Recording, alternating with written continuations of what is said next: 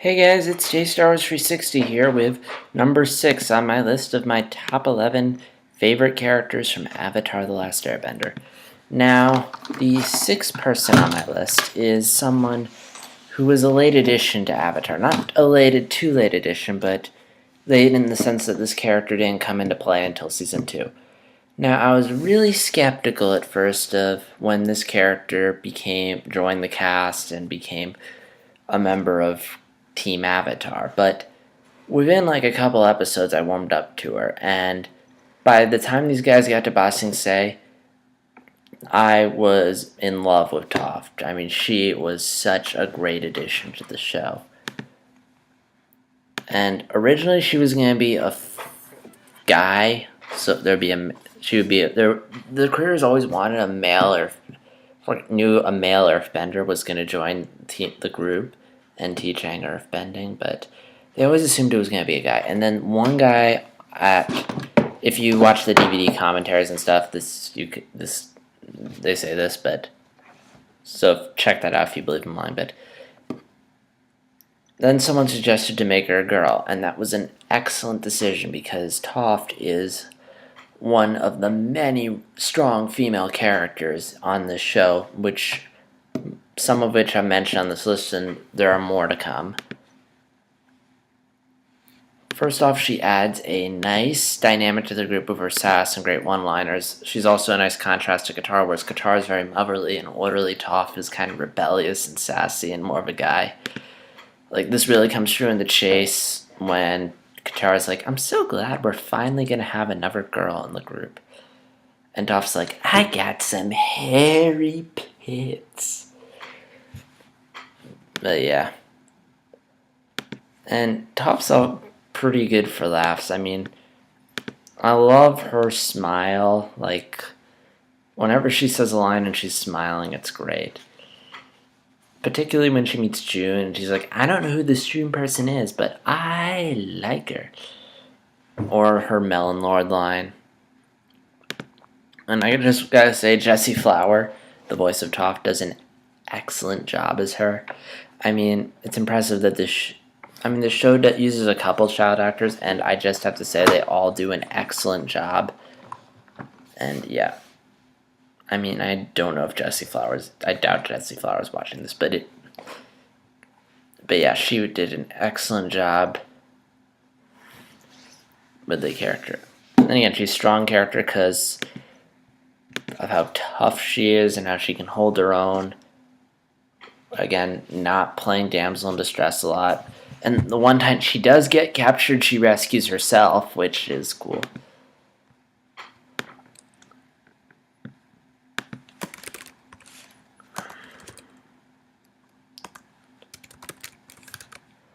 Sorry, I just remembered something I wanted to put down for one of the other characters. But the main draw of Toph for me is the fact that she takes something that should put her at a complete disadvantage, which is the fact that she's blind. And it winds up being her strength, and it winds up strengthening her physically, not only her as a character, but her physically.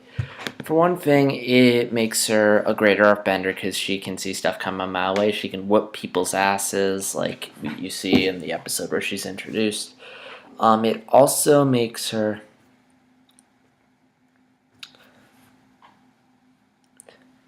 helped her invent metal bending, because it allowed her to sense that there was in fact bits of earth in the metal, so thus you can bend metal, which IGN in their review of one of the earlier episodes of Avatar said, why can't they bend metal? And it was explained, it's just no one ever thought that there was metal. They were dumb, they didn't realize that metal was compressed earth. I mean, they knew it, but they never thought of it, but Toph did. So in addition to being fighting, her blindness improves her as a person because she's not fooled by appearances. She doesn't see what's on the outside of people, only the inside. She can see straight into people's hearts. She can tell when Jet's lying. She can tell when someone's lying. She can tell when Zuko wants to join the group and he's begging them. Toph goes to him because she knows he's being sincere. She knows he means it and he's not lying. She's not looking at what's on your outside, it's on the inside. And I also love how even though she's blind, she never lets it get to her. Like, she is totally cool with her disability. I mean, sometimes she makes jokes about her being blind. Like, in the desert, she's like, there it is! That's what it'll sound like when one of you spots it. Or when Sokka's drawing terrible Appa posters and everyone's criticizing him, and Toph's like, I think it looks great. So yeah, that's a really good inspiration for kids who have disabilities, because to see someone who took their disability and was able to help them do all this physical and emotional stuff, even though they had this disability, is great. And the fact that she is just totally cool with her disability is also great. And before I sign off, I probably should sign off here, but I just want to talk about a couple of my favorite moments from Avatar. Like, there's a lot of funny moments with her, but which is why I always preferred her over Katara in season 2. But there's also some really nice emotional moments with her. The first of which occurs in the chase when she leaves the group, and I love the way how they don't get along at first and Toph runs away and how she has to learn. You get what I mean. But anyway, so she bumps into Uncle Iroh, and I love that whole conversation between the two of them. First off, it's great because, again, it's pairing two characters who normally don't get to interact with each other. And it's also great because Toph doesn't...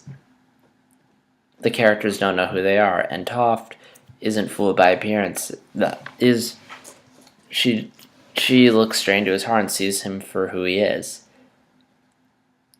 And when she meets him later in the season 2 finale, she smiles.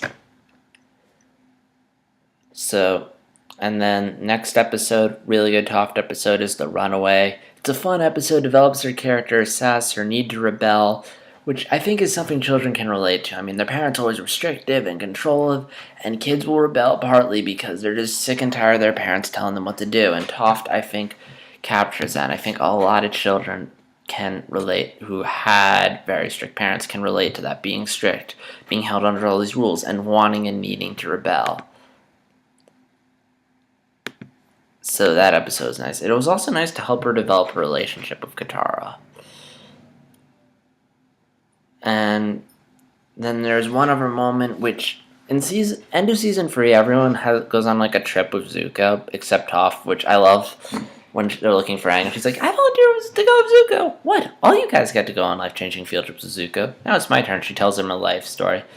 But I digress. But that's not the moment. There is another moment where Toph, I think, there's another nice moment with Toph, which is during the Ember Island Players. She has a conversation with Zuko at the play, and Zuko's upset because, his portrayal of him shows him being a jerk to his uncle, and Zuko feels bad that he rejected his uncle.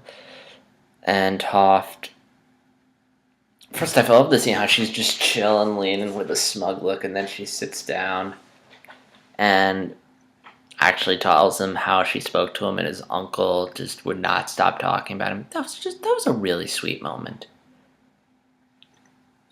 So those are my favorite Toph moments. One last thing I want to say before I just wrap up, which is that Toph, I like the animation on Toph, how the show's pretty good at reminding you she's blind through her actions, through the animation, the fact that she won't always make eye contact, the faded look on her eyes, it all looks great.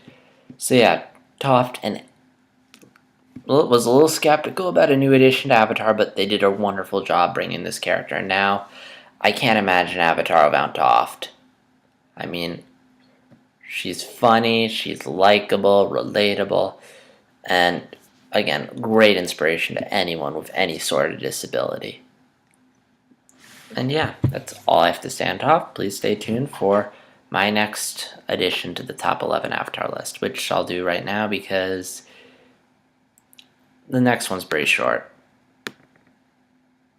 Or I hope so it is. Anyway, bye.